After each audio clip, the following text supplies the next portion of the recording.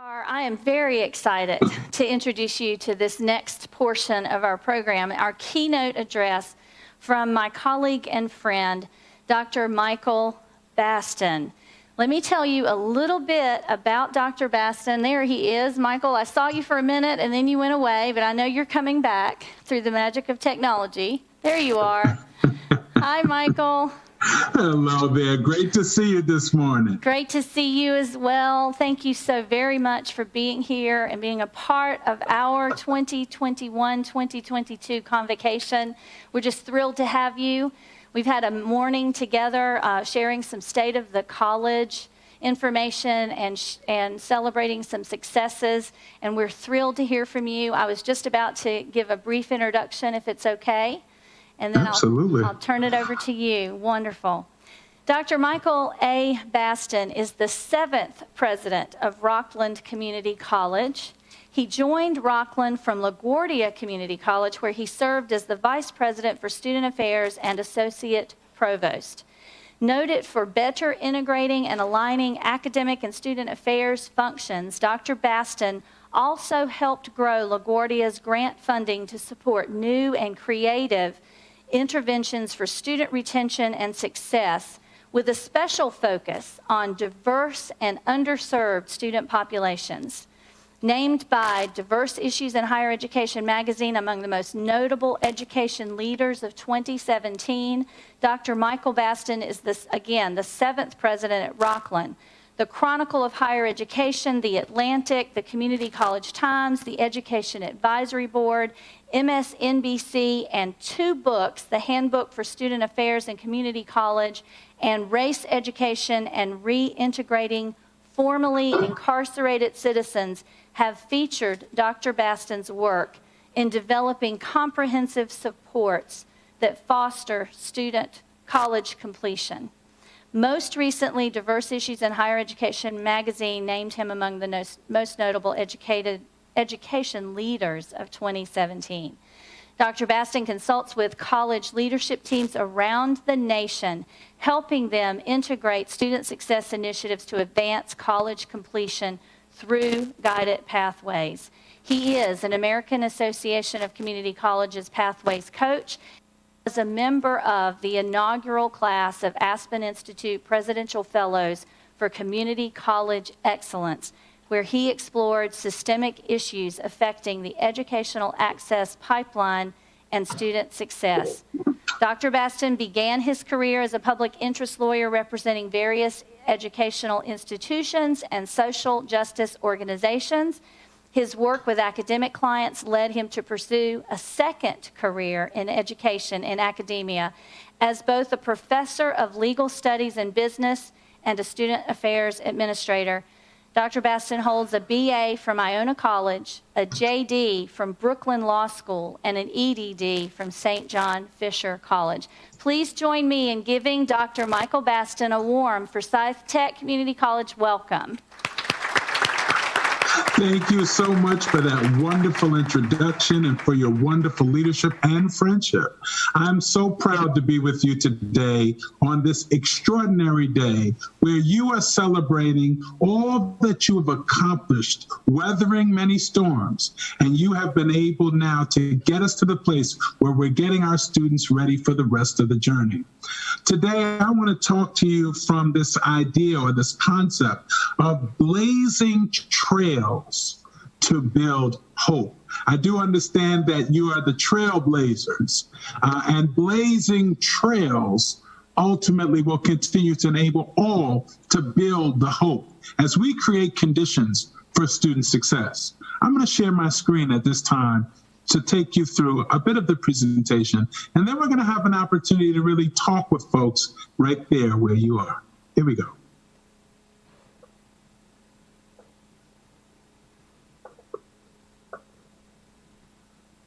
Now, first, when I was coming, I thought that I'd be able to be on your campus. I know your campus looks like this. Well, I thought so that's why I got something like this.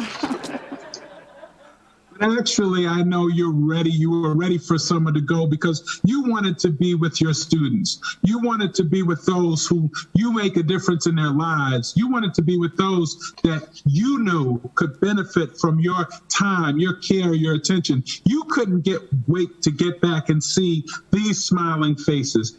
You couldn't wait to be back.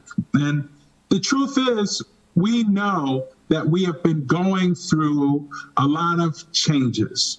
As a result of the many challenges of the COVID pandemic and other things, we've constantly been shifting and changing. And I celebrate the fact that you went from face-to-face to virtual at a dime, and that you were able to make those transitions, and you didn't let change come by chance. You've been very thoughtful about how you could move forward, not only to advance your students, but also your lives as well. I know you've been in a perfect storm with COVID-19, with the economic upheaval that has been part of that, and our continuous quest for equal justice in our country. We know, for example, in North Carolina, how the coronavirus has impacted, with so many souls that have been lost because of this most horrific disease. And we do know that there's been a significant economic impact, with a financial crisis that continues to loom. And some stores have closed, part for a short time, but some permanently. And in fact, many in North Carolina employers say that jobs are not coming back when the pandemic ends. And then there are those unemployment dollars that are now drying up, and bills stacking up, and evictions no longer with moratoriums. All of these things are impacting the lives of all of us, but most specifically, those who might try to dream about a college education. And then, of course, the racial reckoning that we still address today, knowing that our quest for justice and peace is for everyone, that all of us have to be a part of this conversation.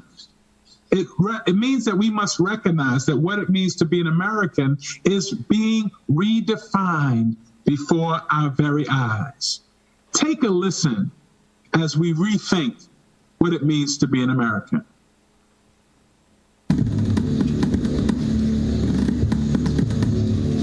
Patriotism. There's a word thrown around a lot. It inspires passionate debate and is worn like a badge of honor, and with good reason, because it means love and devotion for one's country. Love. For a word designed to unite, it can also be pretty divisive. You see, there's more to patriotism than flag sequin onesies and rodeos and quadruple cheeseburgers. Patriotism is love for a country, not just pride in it. But what really makes up this country of ours? What is it we love? It's more than just a huge rock full of animals like cougars and eagles, right? It's the people. Do me a favor. Close your eyes for a second. I want to try something out. Picture the average U.S. citizen. Think about it. How old are they? What's their hair like? How much can they bench? You got one? Okay. So chances are, the person you're picturing right now looks a little different than the real average American. There are 319 million U.S. citizens. 51% are female. So first off, the average American is a woman. Cool, huh? Is that what you pictured? 54 million are Latino, 40 million senior citizens, 27 million are disabled, 18 million are Asian. That's more people in the U.S. than play football and baseball combined. 9 million are lesbian, gay, bi, transgender, more than the entire amount of people that live in the state of Virginia. Around 10 million are redhead, 5.1 million play ultimate frisbee, 3.5 million are Muslim. Triple the number of people currently serving in the United States military. Almost half the country belongs to minority groups. People who are lesbian, African American, and bi, and transgender, and Native American, and proud of it. We know that labels don't devalue us, they help define us, keeping us dialed into our cultures and our beliefs and who we are as Americans. After all, what's more American than freedom to celebrate the things that make us, us? I mean, it's stitched into the stars and stripes of this country, from the Constitution to Gettysburg. to our motto, E pluribus unum, from many, one. It's even in our country's name, the United States. This year, patriotism shouldn't just be about pride of country. It should be about love. Love beyond age, disability, sexuality, race, religion, and any other labels. Because the second any of us judge people based on those labels, we're not really being patriotic, are we? So let's try this one more time. Close your eyes. Picture the average Joe or Joan or Juan or Jean-Luc. The real people who make America, America. And this year, whenever you feel the urge to don those star-spangled shorts, set off fireworks the size of my biceps to show love for our country, remember that to love America is to love all Americans. Because love has no labels.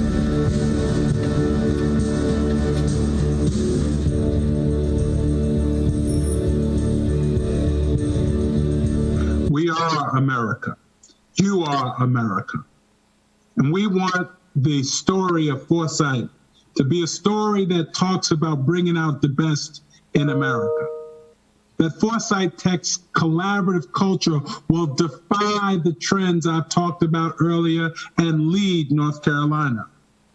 That in meeting a changing world, this community college commits itself to future-focused planning to reimagine higher education.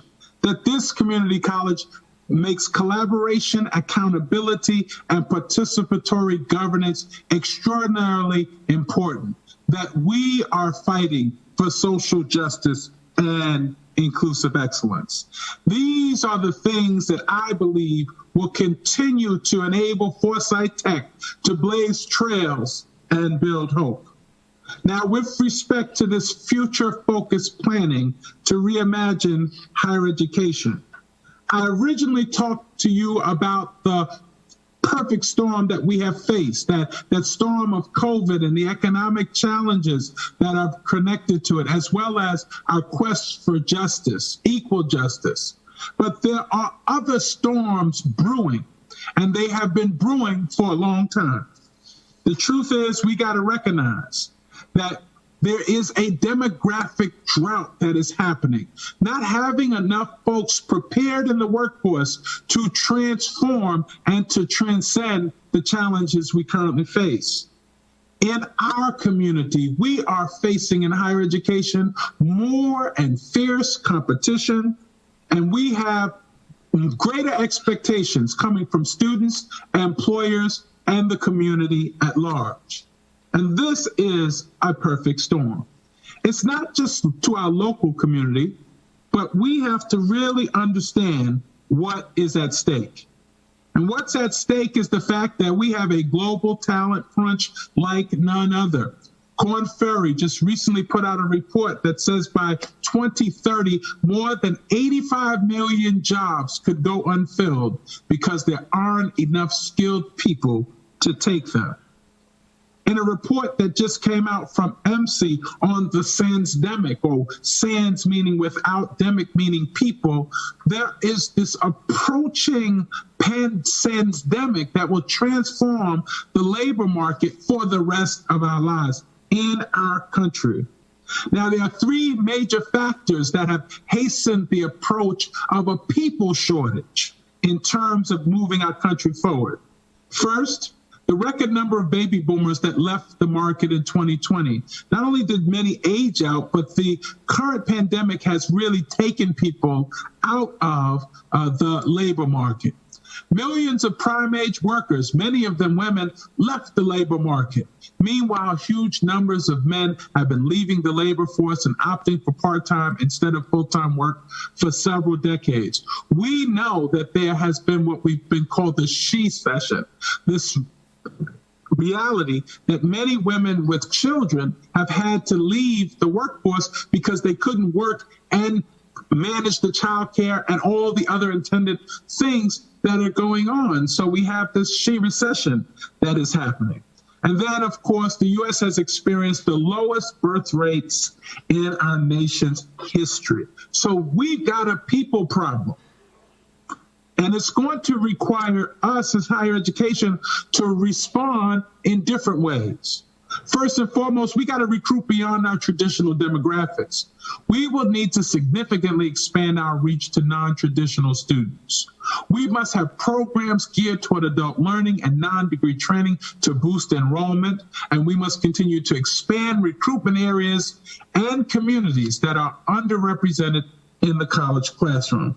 These things are going to be very, very important as we begin to recruit beyond traditional demographics. In terms of reskilling, upskilling, and alignment, we must be proactive about understanding the needs of employers and developing responsive programs to help. Ideally, these programs should be developed in collaboration with industry partners who can also provide real work opportunities for our students. And as part of our employer engagement strategy, we must work to build programs that meet the needs of the job market, particularly as employers begin offering more upskilling or reskilling opportunities to current employees. And then, of course, we must retain our students. We must continue to focus on retention and not just enrollment. Creativity will be key because retention may require more flexible schedules and self-paced courses and deferred payment plans and mentorship programs and child care assistance or improving social opportunities for students on the margins of college life. We must recognize that attracting and keeping non-traditional students will require non-traditional strategies. And we have to understand this because the fact is we are going to be in a more highly competitive marketplace, particularly in higher education. Watch this little video and let me know if you've ever seen this little bus roll on your television screen. Stand up if you are a first-generation college student. Stand up if you're a mother. If you are actively deployed, a veteran, or you're in a military family, please stand. The world in which we live equally distributes talent, but it doesn't equally distribute opportunity, and paths are not always the same. I'm so proud of you, Dad. I will tell you this, Southern New Hampshire University can change the whole trajectory of your life. They are marketing to our students, the students that we serve, the students that we support, the students that we help. And they're able to do it because they recognize that the market has changed. They recognize that our former way of looking at the post-secondary ecosystem, that there are colleges and universities that offer degrees and that accreditors and regulators are the primary actors in the system. They've come to understand that we are in a new post-secondary ecosystem, that colleges and universities are now being faced with new providers. Grow with Google, IBM Skill Build, Salesforce Trailhead, Coding Bootcamps, Coursera, and edX. There are others now in spaces where we were often the only option. And there are new degrees and sub-degree credentials, micro-credentials, nano-degrees, badges, and certifications. And so we have to understand that they have begun to diversify what offerings are available. And ultimately, they are not just looking at what accreditors and regulators say, but they are listening to employers. And that's why we see a Guild Education and Grow with Google and Info Systems. We see the alternatives. They understand the learner as a learner-centric model of business development.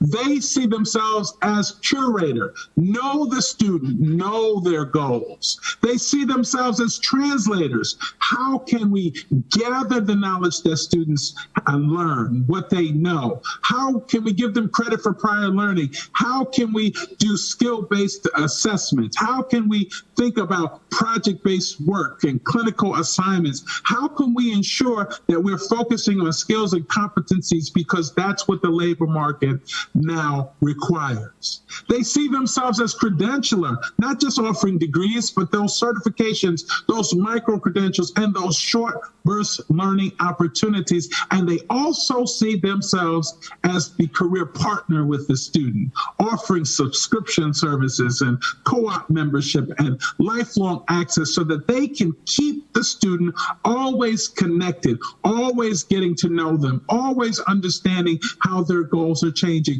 always offering a new way to evidence their experiences, always finding new credentials, always continuing to keep them in part of their universe. Here are things that we've got to be paying attention to in the community college space. We know that we can be the engines of economic recovery. We know that, but we have to understand that we got to understand fully what's at stake. We also must be clear on what's required. If we are going to be what one might term a future-ready college, what we got to recognize is that our onboarding processes have to continue to get tighter and tighter. We have to have world-class advising. We got to make sure that our pathways are clear and embedding opportunities along the way. We've got to have dynamic teaching and learning and go beyond mere financial aid. We've got to be thinking about how we can get students to the finish line. And that finish line can lead them to transfer and baccalaureate completion or to employment with family-sustaining wages that then will lead them back to transfer opportunities. We've got to think about those critical goals of learning and completion and labor market and equity. And so that means we've got to redouble our efforts with K-12, with employers and with community-based organizations, because the only way for us to actually stay competitive and to stay leaned in and blaze trails is that we recognize we are critical to this whole opportunity ecosystem. Now, we can decide if we're going to be gatekeepers and we are going to put our heads in the sand and think that, we are the be-all, end-all option for students. Or we can become gateways, welcoming people to opportunities. Now, one might ask, what are gatekeeper behaviors? Doesn't matter what your role is in the college. We've got to be very careful not to engage in gatekeeper behavior, where we lack empathy or overload people with information and demands, where we're offended if our counsel is not taken or struggle to give practical application. If we expect people to know information they may not know, or if we're offended if we're not obeyed, if we get upset if we're questioned, or we have trouble balancing mercy and justice, this is a time in the midst of a pandemic to be even more forgiving and even more open and honest and understanding. These are the behaviors of the gatekeepers.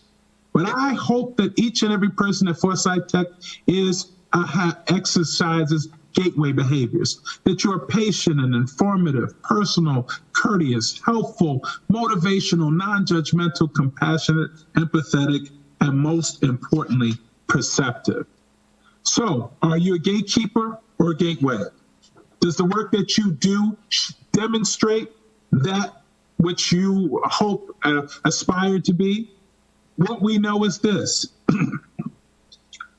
In order for students to succeed, they must know they're going to be supported to succeed. They must feel that sense of belonging at the institution, which is so critical for their persistence. They need to feel socially connected because that's critical for their ongoing mental health. They don't care how much you know until they know how much you care. And so we've got to know what's next as well. And that has to be clear for us. And as I look at what you are trying to do, reading all of your great materials about how you're blazing trails and how you've been making the appropriate changes and how you've been appropriately evolving, even in the midst of this pandemic, what we know is this, that there's opportunity for Forsyth to identify new student populations to attract and serve, to identify new pragmatic tactics for retrofitting education, and designing and implementing the innovative new modalities aimed at better teaching to employment and better preparing students for a gig economy, and simultaneously building academic credentialing in accordance with your college requirements and accreditation standards. What we know is that we have to continue to align the non-credit and credit programs. And as the Education Strategy Group has pointed out, that means we've got to treat all students as students, that we've got to build pathways between non-credit and credit credentials, that we have to continue to align our departments and governance. We have to continue to make programs credit-worthy or credit-based. And we've got to continue to remove barriers to transition. And of course, one other area that you have been working on, I know, and that is in the area of inclusive excellence. Because all of our students have to believe that Forsyth includes me. And not just our students, but our faculty and staff as well. Now, when I'm talking about inclusive excellence, I'm not talking about affirmative action or equal employment opportunity or altruism or redressing the past or tolerance or saying that things have to be quality averse or that people should not evidence merit. That's not inclusive excellence. Inclusive excellence, however, is the sense that there's a safe and welcoming community for faculty, staff, and students, that there will be equitable opportunities and outcomes. There will be strategic partnerships and intercultural competency, that the organizational resources will be aligned, and there'll be collaborative leadership and shared accountability for making sure that we have this safe and welcoming community. It means being very focused on equity, the way your president has been talking about when we answer the question, equity in what, for whom? That equity means equity in access, and that the college will proportionally enroll students from every racial, ethnic, age, socioeconomic, or gender group relative to the community and service area across all areas, programs, including high-wage, in-demand fields. That there'll be equity in learning, and that the college will ensure that differences in students' academic preparation levels, abilities, and cultural backgrounds do not limit access to high-quality instruction and learning opportunities. That there'll be equity in success, that there are no race or class-based disparities in completion and transfer rates and completion rates in high-wage, high-demand fields and programs of study. This work is not easy. But we recognize, as you have recognized, that we have to engage in equity-focused reform opportunities in the student experience. We have to be mindful of all of the systems connected to the student's initial interest and to the time that they apply. Where are we recruiting students, and what programs are we recruiting them into? And what do our recruitment materials look like? And all of the kinds of ways in which we tell students, yes, you are welcome, or no, you're not. What does that first year experience look like? How are we ensuring that students are passing those gatekeeper courses? How are we then making sure that they're making progress? And how are we intervening at the appropriate times so that we can ensure that the students that start finish so that they can complete that credential of value? And there are systems that are connected to each of these critical junctures of the student experience. Now, the student experience is only half of the puzzle. We also have to think about the employee experience. How are we recruiting students, and how are we recruiting employees, and what does that candidacy process for them look like? What does the new hire experience look like, and how have they been receiving the kind of professional development so that they can achieve and ultimately transition effectively? And I know that your campus has been really focused on improving the employee experience, and I want to commend you and applaud you for that good work. The truth is, all of this work is challenging. Blazing trails and building hope are not easy words for the faint of heart. It will continue to take courage and conviction and compassion and confidence. You will have to continue to seek to improve equitable access and outcomes in teaching and learning, in credential completion and baccalaureate attainment and labor market outcomes, and yes, in employment diversification. But you're not alone. In fact, it takes everyone to blaze trails and build hope. All of us, students and colleagues, college and community, have to come together, because this is the great time of challenge in our nation. What we know is this: it is not all only on the shoulders of the president of the college. While she can have great hopes and aspirations, while the board and the executive team can have hopes and aspirations, while students can have hopes and aspirations, it only happens because of the faculty and staff who make it happen. You are the keepers of the hope You are the blazers of the trail. You are the ones that say to parents that this was a good investment. You are the ones that bring the smile to the faces of these communities that we hope to serve and share. You are the ones that say that future generations can be inspired because of the work that you did, the ways that you sowed in their lives, and you are the ones that are creating a future that one day this young child will be able to say, I learned how to persevere. I learned how to move forward in my life because my parents learned and were supported and got the experience of pressing ahead when they too were at Forsyth. Because you have continued to blaze trails, I believe you'll be able to build hope. These are the ways to create the conditions for student success. Thank you.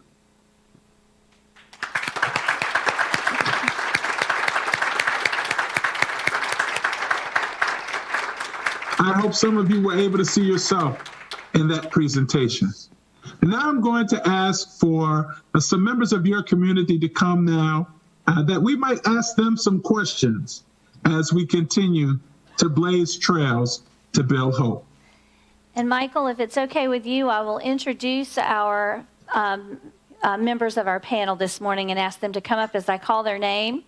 I'd like to first introduce you to our Student Government Association President, Michael Lopez. Come on up, Michael. I'm sorry, Mario. Mario Lopez, not Michael Baston.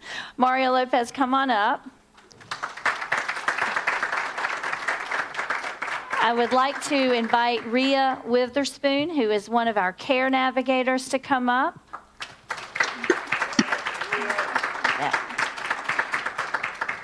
And finally, certainly last but not least, I'd like to invite our Associate Dean, Dr. Shelton Charles, to come up.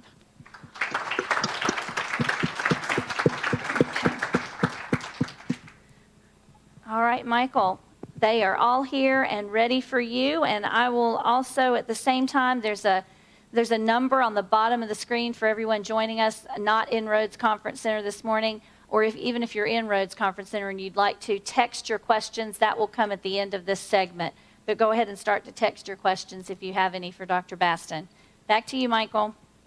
Thank you so very much. Well, I want to thank the three of you for coming on today to talk to us a little bit about how we blaze trails to build hope. I want to give each of you the opportunity just for a moment to talk a little bit about how you have been able to weather the storms. How have you been able to learn about yourself in this pandemic period? I'm going to start with our student.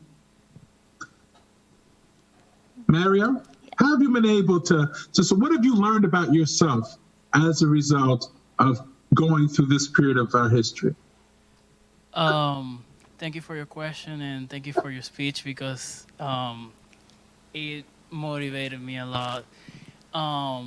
Well, these times have been difficult for all of us at Forsyth Tech and our community in general.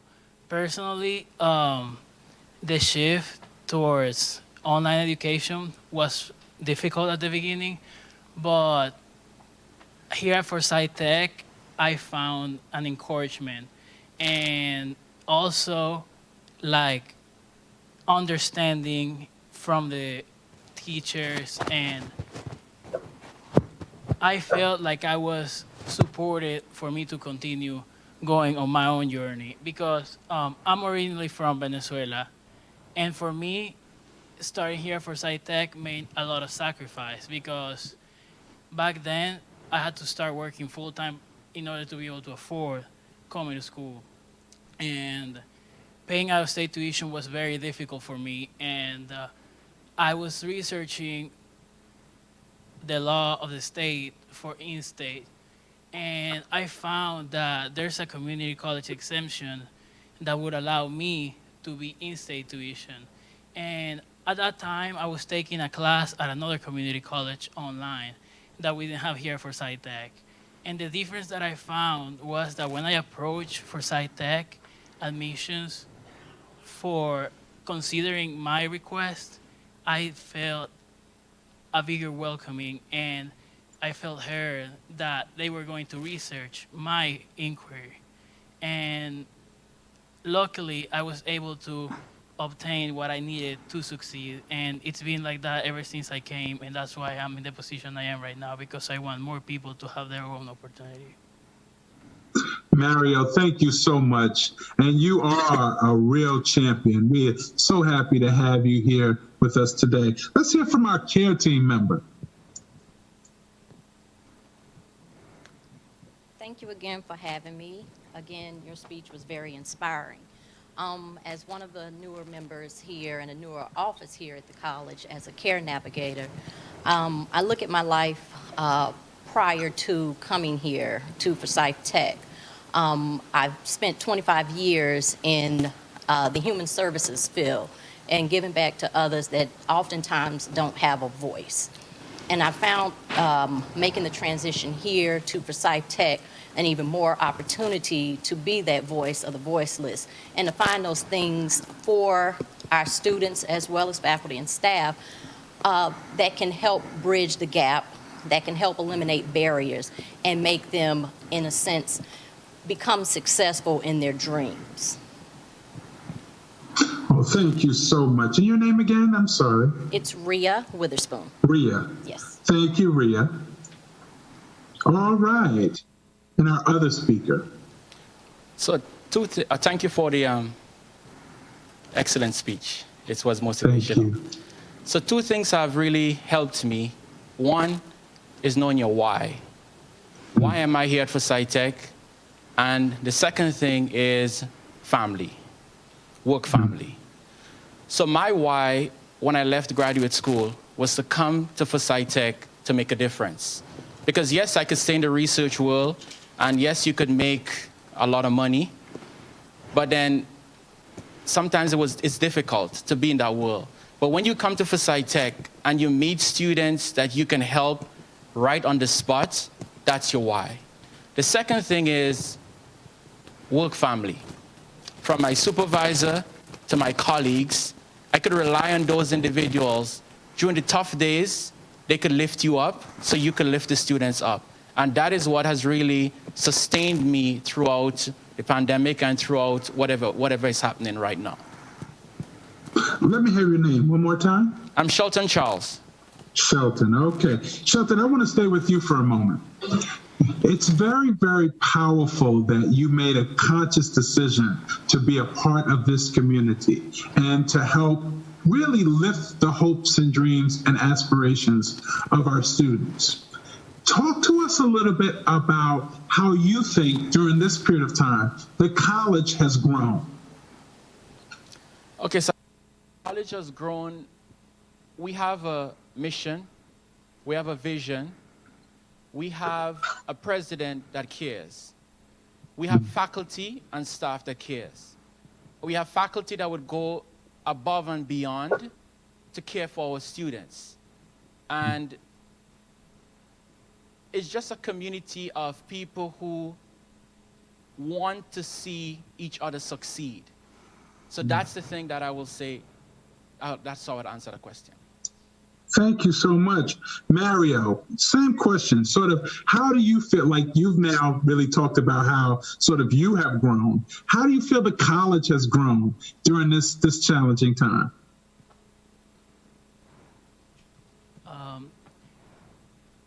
In my opinion, one of the biggest differences that has happened out of this situation, like you had on your slide, change sometimes can mean chance, is Forsyth Tech Cares. Forsyth Tech Cares was established during this time, and it's been able to help so many students who otherwise wouldn't have been able to complete what they were aiming to complete for their success.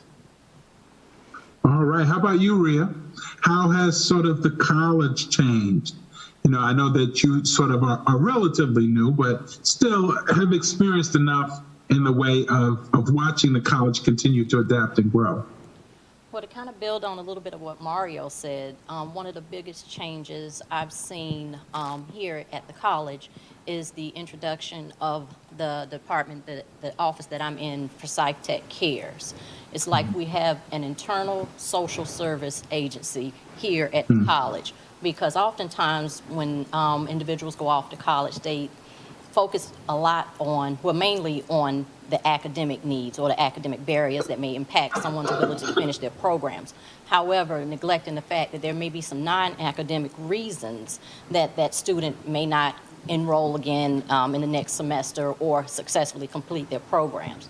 But Forsyth Tech has recognized and put in place an office to, like Mario said, to help our students, to help our faculty, help our staff in those non-academic areas, to connect them with services within the college, also within the community, to keep them on track, to keep them pushing forward to meet their goals. And I want to just stay with you for a moment, Rhea. As you think about sort of the presentation that I gave, I kind of laid out a number of different things. Was there anything that stood out to you as sort of an aha, things we not need to think about as we move forward as a college? Well, being a newer member here, your entire presentation was an aha to me. Just looking at all the different areas and aspects of what makes us a community college, what it means to be a part of a community college stands out to me. And I applaud Dr. Spriggs's ambitious goals that she has put in place for the college and the vision that she has for the college, and pushing forward on that train you spoke about. Pushing forward to get us to that vision 2025. And just, again, putting something, it may seem minor to some, but oftentimes when I speak to others in the community and other individuals, family, friends, and colleagues that I have in other places, to know that we have something such as Forsyth Tech Cares here on campus that's trying to meet the needs that are oftentimes not addressed, that can become bigger issues and impacting one's economic mobility, their ability to provide for them, and keeping those things in mind along the way. Awesome. How about you, Mario? When you watched the presentation, was there anything that kind of like made you say, oh, wow, I didn't think about that before, or that stood out in your mind? Something that stood out in this presentation to me was when you were mentioning of that solving problems of today require doing things that are not traditional. And it was inspiring to see the speech that Mr. John Cena gave about being a patriot and what an American looked like, because sometimes we don't think how a college student looks like. Some people might have the idea of someone who's around 19 years old and has a certain characteristics, but it doesn't necessarily look like that.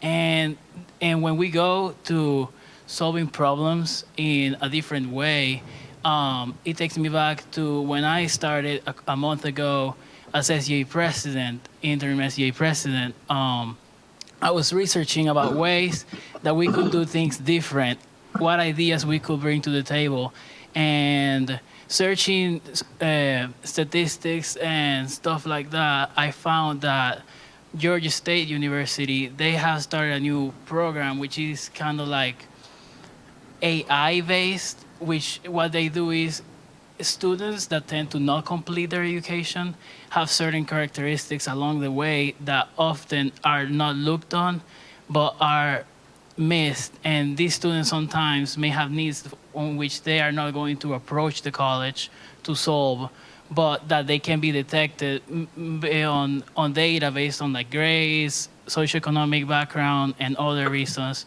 And it just started allowing me to be more inspired in thinking about ways we can do things different towards the future. Thank you.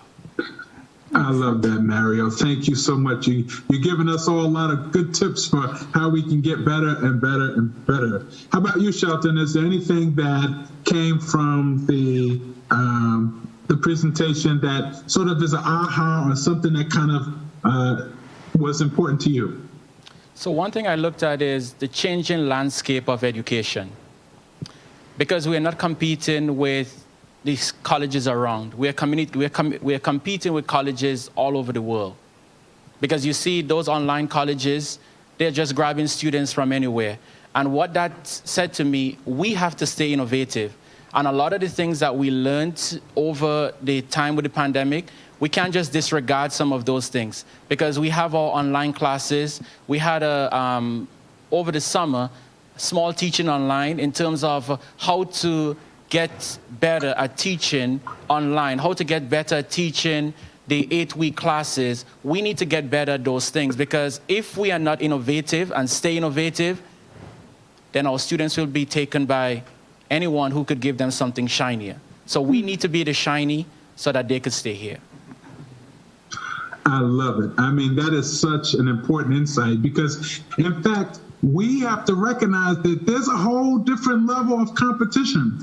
You know, right now, we're not competing with Amazon in terms of Prime, but you might in the future, where all of a sudden your educational credential will be on your Prime in your shopping cart, and it'll show up next to your videos and your shaving cream and all this other kind of stuff. So we really have to be really thinking about the future. Can any of you speak to sort of this idea of the people shortage that we discussed? Were you aware that we were really facing a people shortage in our country?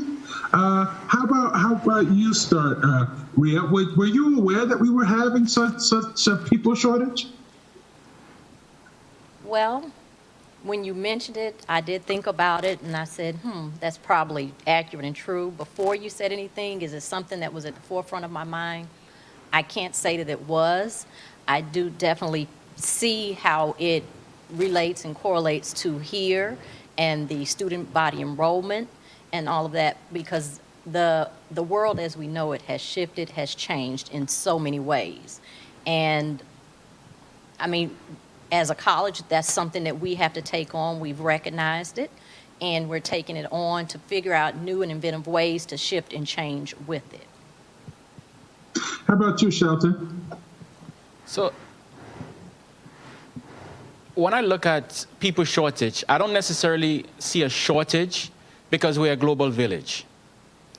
Look at me, I'm from Trinidad and Tobago. I'm from Tobago, a small village, a country of 55,000 people, but here I am in the United States. So I don't see a shortage. We could get people from wherever we need to. All we have to do is be able to educate them and give them what is necessary for them to succeed. So if there's a shortage, we know where to find them. Awesome. How about you, Mario? Was that the first time you heard about sort of the shift in demographics?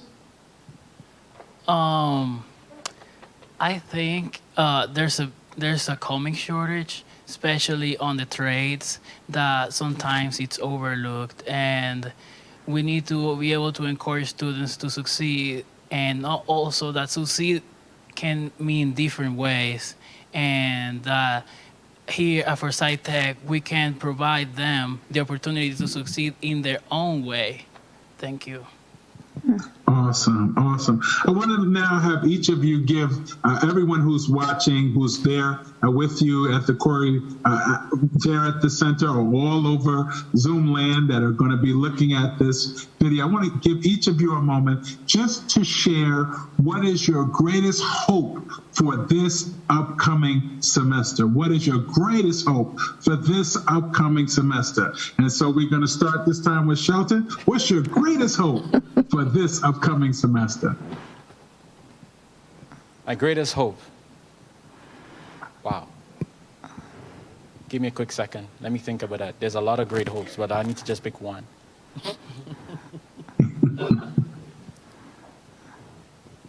For this upcoming semester,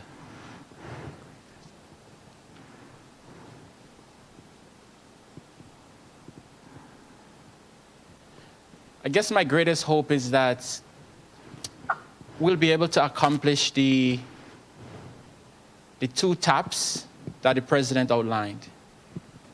And I think the biggest one for me is the measure of belonging. If more of us could feel as though we belong at this institution, moving from a 74% to a 97%. I think if faculty and staff could feel belonging like that, and the students could feel that they belong at this institution, I think that will accomplish a great deal for us. It will raise the morale. It will raise we'll just want to be here more. And I think that's the greatest thing for me on short notice. If you give me some more time, maybe I'll give you another answer. Thank you so much. Rhea, your turn. I guess I'm gonna gather me a little moment too, because let's see. For me, one of the things that I would like to see for this semester, I like to think like on a smaller scope, because I feel like when you get some small accomplishments and put them all together, then you feel very accomplished, that you've made some growth, some gains.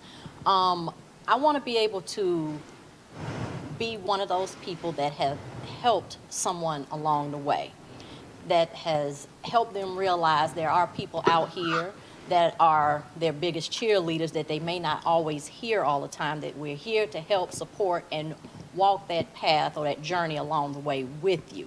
There may be things that come up within any family, barriers and things come up, but knowing that you have someone that you can turn to lean on, to be there along the way, to help you make it to the finish line.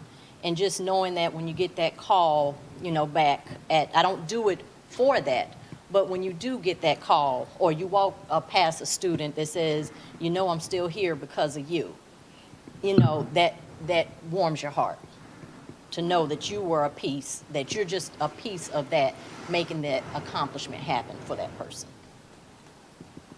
Awesome. And Mario, you are our student president. You get the last word of this august panel. What's your greatest hope for this semester? Our greatest hope at SGA for this semester is the opportunity that we have at this critical time for us to be able to take the lead towards the change and all the opportunity that we have to adapt towards the future and the challenges that come. Like Dr. Charles said, the feeling of belonging, the feeling of that any student is different, and that's okay, and that we're still Forsyth Tech, and that we're still a community, and that we can all work together for our own success. Thank you. Let's give a great hand to this wonderful panel. I want to thank this great panel. They did not know the questions in advance. I specifically asked that we not tell them the questions in advance, because I just wanted to hear from their heart. I wanted you to hear the hearts of some phenomenal members of your community. One more time, let's give them a hand. Thank you, guys. Thank all three of you for coming up. That's wonderful. Thank you so much, Dr. Baston. I would need to make a quick correction. I don't know how I got confused. I think I was trying to get your name, first of all, mixed up with Mario. Mario is Mario Rosas. I pronounced his last name wrong, and he's not Michael either. You're Michael. So just wanted to make sure that I got that straight for you. And let me turn it back over to you. We do have some questions if you are ready to take questions. Yes, matter of fact, I love this community, and I see that you are blazing trails to build hope. What are some of the questions that you've fielded from some of the community members? Wonderful. So we have a few. Our first question is, please share any best practices to integrating continuing education and traditional academic program. Michael, I know that at Rockland you have a one college model, and you have already done some of the alignment that we talked about before your keynote this morning about how we are aligning our programs with industry. And so I think that's probably where that question, it's a very good question, is coming from. Wonderful question.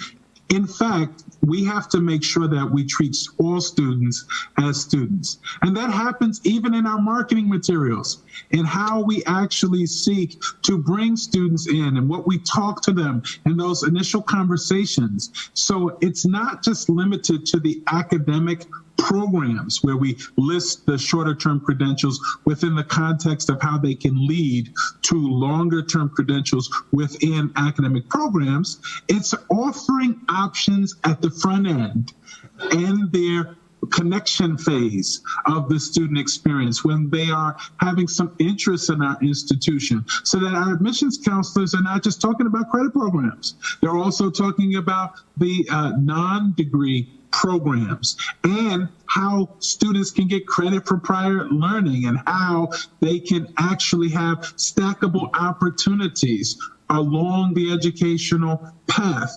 Very important. We created a Career Skills Academy for the purpose of making sure that shorter term credentials in partnership sort of with how we are thinking about business and industry expectations. That is how we sort of put it together. So we're very intentional. There's not the non-degree faculty and the degree faculty. We are faculty.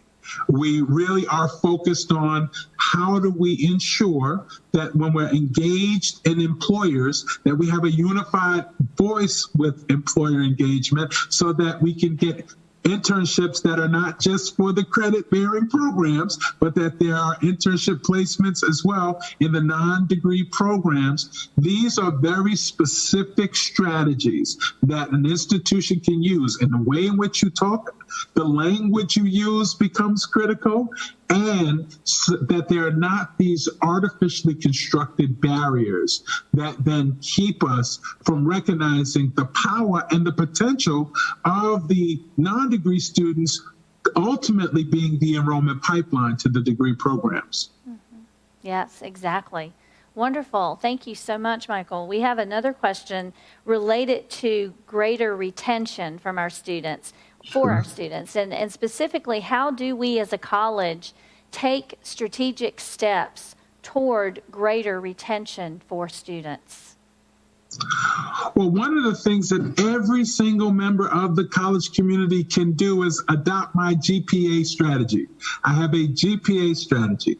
And that is not the grade point average. So whether you are a landscaper, whether you are working in facilities or the cafeteria, whether you are teaching physics or you are instructing through the advisement process, every single person on your campus at every location can ask every single student, regardless of their background or how many credits they want to take, their GPA. What's their goal? What's their plan, and what's their action steps? Ask a student, even a student who is brand new, what do you want to do? What do you want to be? What's your goal? What steps are you taking? Have you talked to someone in career services? Have you talked to the navigator, the care navigator? Have you talked? How are we constantly making sure that they are developing a plan? And then ask them, well, what steps have you taken? Have you taken the classes that you need to take? Have you done the kinds of experiences that lead you to that goal? Because at the end of the day, what students want more than anything else is to feel like they belong here. And that belonging is easily begun by creating this, what I would call a pronoia environment. We know that paranoia, right, is the sneaky suspicion that everybody's out to get us, right? So, when you're a paranoid person, like, oh my God, that person, I see you, you're looking at me. Why are you thinking about me? Why are you looking at me this way? I want our students to have pronoia. I want them to have the sneaky suspicion that everybody in the college is trying to help me. And the way we develop that is everybody asks them, so how are you? What's your goal? What's your plan?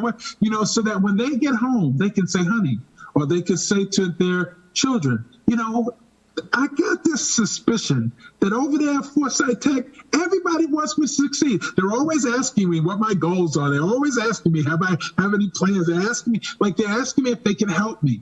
The more that students feel that there's a genuine desire for them to become anything their heart desires, and that they can get sort of a goal, a plan, and action, it will make a big difference on retention. It's not just specific interventions.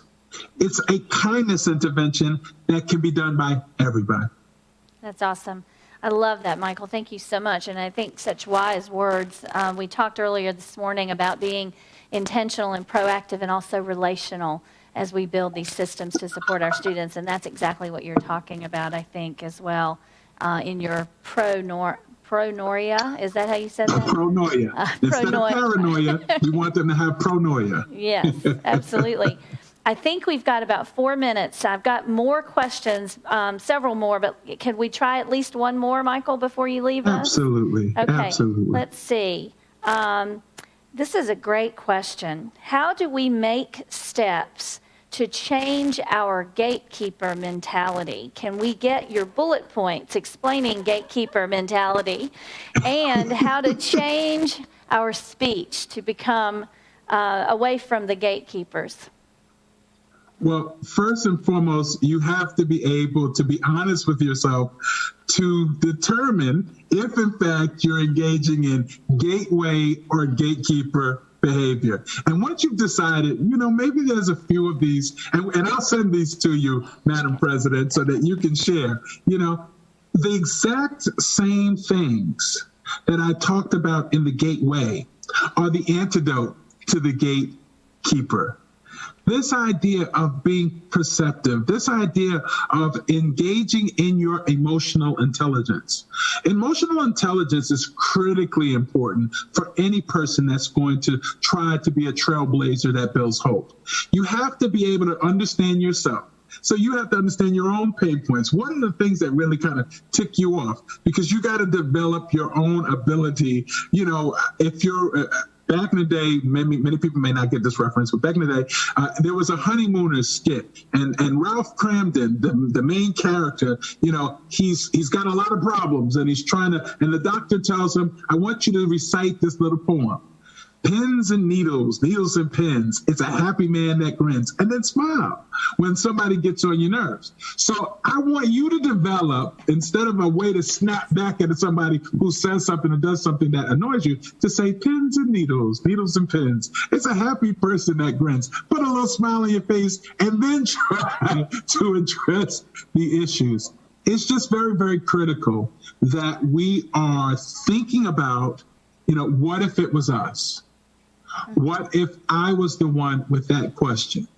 What if I was the one that were going to meet someone like me? How would I want my child? How would I want my spouse? How would I want my family member to actually be treated when they came with the same question that somebody is coming to me with? And sometimes it's sort of, you got to catch yourself, because we slip into behaviors not even realizing that that's our default setting. Mm-hmm. Absolutely. That's right. Wonderful advice. And I love that. I might have to get you to write it down for me. I don't know that I can remember it right now in the heat of the moment, but I love that. So I'm so sad to say that our time with you is just about at an end. It has been wonderful to have you with us. I have one comment that came in on the text that I'd love to read to you, though, Michael. Someone texted us saying that they would like to thank you for taking care of their nephew, Nicholas Bryant. He graduated from Rockland Community College this past spring. So we have a wonderful connection to Rockland, and thank you for taking care of our nephew, our family member's nephew. And I'd like to give you the last word, but I would like to say that I have a bag of Forsyth Tech swag, a swag bag, on the way to you. It will be on the way to you later today, just so that you can see a little bit about who we are, I think, from some of the Forsyth Tech branded stuff that we will send to you. And my deepest appreciation for a wonderful keynote. Thank you so much for taking the time to be with us here at Forsyth Tech today. We appreciate you greatly, the great work that you're doing, not only at Rockland, but around the country, to help our students and to tell the story of our students and the community college. And I'd like to give you the last word, Michael, so take us home, if you will. Janet, I want to thank you for your leadership, for your kindness, for your friendship. And I want to thank every member of Forsyth Tech. I want to thank you because of the fact that you continue to commit to excellence in everything you do. I want to thank you for being those trailblazers. I want to thank you for building hope. I want to thank you for helping us to become better. Your work, your effort, your intentionality is making a difference, and you're affecting lives for generations to come. There are many people that are going to benefit from something that you taught or said or did, some way in which you smiled, hugged, or gave someone that bit of encouragement that you may never know. You may never hear how that moment that you spent with them impacted them and the generations that were connected to them. So on behalf of everyone that you've never met that loves you so that you don't even know, congratulations, have a wonderful semester, and thank you for letting me be a small part of it. Thank you. Thank you, Michael. Thank you. Awesome. Thank you. Take care. Thank you so much. Take care now. Bye-bye. Bye-bye now.